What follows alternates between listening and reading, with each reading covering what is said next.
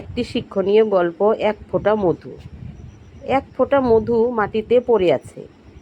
তার পাশ দিয়ে একটি ছোট্ট পিপীলিকা যাচ্ছিল। মধুর ঘ্রাণ নাকে ঢুকতেই পিপীলিকা থমকে দাঁড়ালো। সে ভাবল, একটু মধু খেয়ে নেই, তারপর না হয় সামনে যাব। সে প্রথমে এক চুমুক খেলো। বাহ, খুব মজা তো, আর একটু খেয়ে নেই। আর এক চুমুক খেয়ে সামনে চলতে লাগলো। হাঁটতে হাঁটতে ঠোঁটে লেগে থাকা মধু চেটে চেটে খাচ্ছিল। পিপীলিকা ভাবল, মজার মধু আর একটু খেয়ে নিলে কেমন হয়। তারপর সে পিছনে ফিরে এলো। পূর্বে মধুর এক পাশ থেকে খেয়েছিল, এবার চিন্তা করলো ভিতরে মনে হয় আরও মজা। এবার সে আস্তে আস্তে মধুর উপরে উঠে গেল। বসে বসে আরাম করে মধু খাচ্ছে। খেতে খেতে তার পেট ভরে গেল। এদিকে তার পা দুটো মধুর ভিতরে ঢুকে যাচ্ছে। তখন তার টনক নড়ল, কিন্তু ততক্ষণে অনেক দেরি হয়ে গেছে।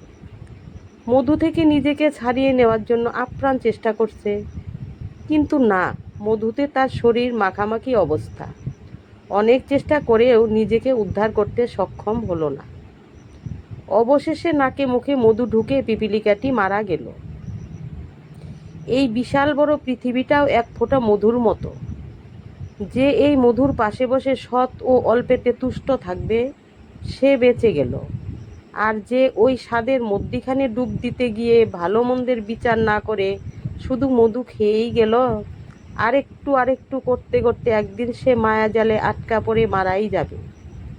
তখন আর কেউ তাকে উদ্ধার করতে পারবে না। তার ধ্বংস অনিবার্য। তার ইহকাল পরকাল দুটোই একসাথে গেল। তাই সময় থাকতে সময়ের কথা ভাবতে হয়। রাধে রাধে।